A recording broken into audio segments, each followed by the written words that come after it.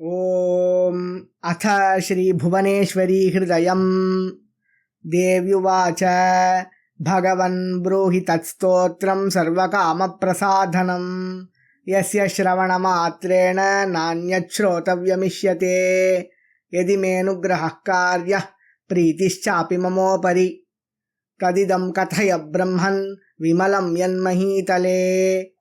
ईश्वर उवाच शृणु देवि प्रवक्ष्यामि सर्वकामप्रसाधनम् हृदयं भुवनेश्वर्याः स्तोत्रमस्ति यशोदयम्। ॐ अस्य श्रीभुवनेश्वरी हृदयस्तोत्रमन्त्रस्य शक्तिर्ऋषिः गायत्री छन्दः श्रीभुवनेश्वरी देवता हकारो बीजम् ईकारः शक्तिः रेफः कीलकम् सकलमनोवाञ्छितसिद्ध्यर्थे जपे विनियोगः पाठे विनियोगः। ॐ अथ ऋष्यादिन्यासः शक्तिर्ऋषये नमः शिरसि गायत्री छन्दसे नमो मुखे श्रीभुवनेश्वरी देवतायै नमो हृदि हकारबीजाय नमो गुह्ये ईकारशक्तये नमः पादयोः रेफकीलकाय नमो नाभौ सकलमनोवाञ्छितसिद्ध्यर्थे जपे वा पाठे वा विनियोगः।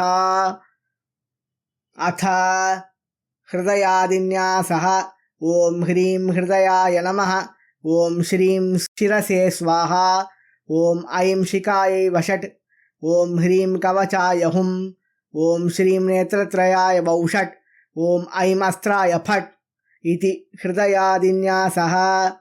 अथ करन्यासः ॐ ह्रीं अङ्गुष्ठाभ्यां नमः ॐ श्रीं तर्जनीभ्यां नमः ॐ ऐं मध्यमाभ्यां नमः ॐ ह्रीं अनामिकाभ्यां नमः ॐ श्रीं कनिष्ठिकाभ्यां नमः ॐ ऐं करतलकरपृष्ठाभ्यां नमः इति करन्यासः।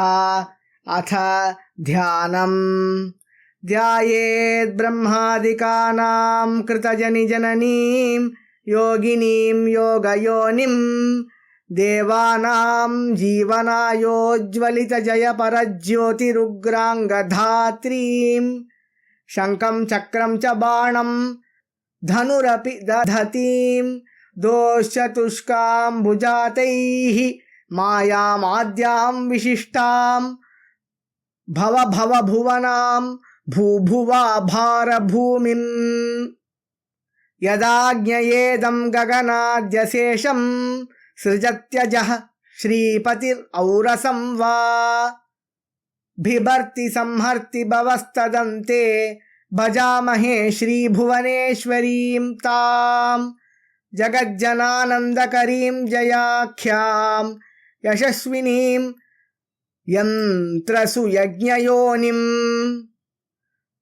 जितामितामित्रकृत प्रपञ्चां भजामहे श्रीभुवनेश्वरीं तां हरौ प्रसुप्ते भुवनत्रयान्ते अवातरन्नाभिजपद्मजन्मा विधिस्ततोऽन्धे विदधार यत्पदं भजामहे श्रीभुवनेश्वरीं तां न विद्यते क्वापि तु जन्म यस्या न वा स्थितिः सान्ततिकीह यस्याः न वा निरोधे किल कर्म यस्या भजामहे श्रीभुवनेश्वरीं तां कटाक्षमोक्षाचरणोग्रचित्ता निवेशितार्णा करुणार्द्रचित्ता सुभक्तये येति समीप्सितं या भजामहे श्रीभुवनेश्वरीं ताम् यतो जगज्जन्म बभूव योनेस्तदेव मध्ये प्रतिपाति या वा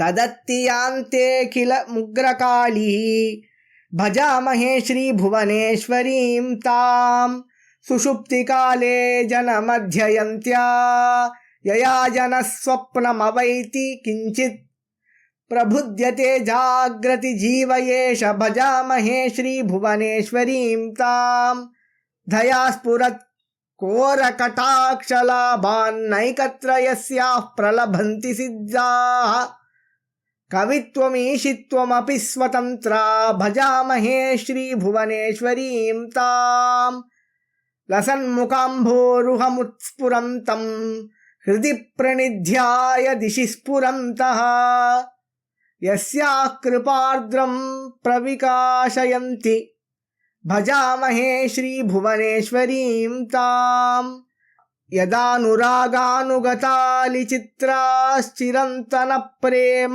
परिप्लुताङ्गाः सुनिर्भयाः सन्ति प्रमुद्य यस्याः भजामहे श्रीभुवनेश्वरीं ताम् हरिर्विरिञ्चिर्हरईशितारः पुरोवतिष्ठन्ति प्रपन्नभङ्गाः यस्याः समिच्छन्ति सदानुकूल्यं भजामहे श्रीभुवनेश्वरीं ताम् मनुं यदीयं हरमग्निसंस्थं ततश्च वामश्रुतिचन्द्रसक्तं जपन्ति ये स्युर्हि सुवन्दितास्ते भजामहे श्रीभुवनेश्वरीं ताम् प्रसीदतु प्रेमरसार्द्रचित्ता सदा हि सा श्रीभुवनेश्वरी मे कृपाकटाक्षेण कुबेरकल्पा भवन्ति यस्याः पदभक्तिभाजः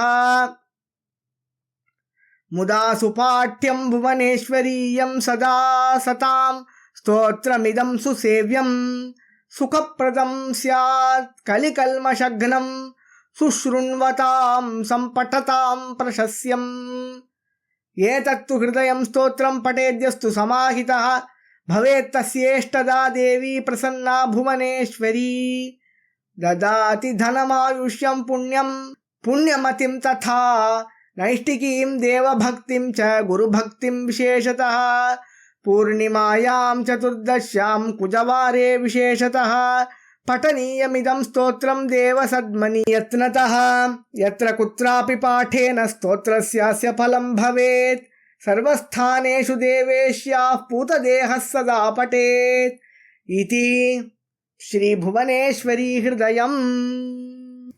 Let us discuss the Palashruti of this stotra.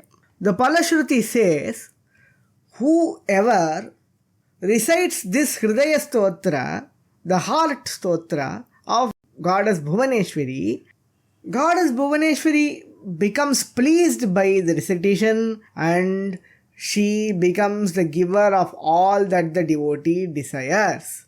Ishtaprada Devi. She becomes the goddess who fulfills all the desires of the devotee. What all she gives? Dadati Dhanam. She gives wealth. Ayushyam, long life. Punyam, virtue and merit. Punyamatim, good and auspicious mind that is clear. Naishtikim Deva Bhaktim, good devotion. Guru Bhaktim Visheshataha, devotion to Guru and God. All this Goddess Bhuvaneshwari blesses the person who recites this stotra with devotion. We can read this stotra, recite this stotra regularly, but there are certain special days that are recommended in the Palashruti. Purnimayam, the full moon day. Chaturdashyam, 14th lunar day. Kujavare, on Tuesdays.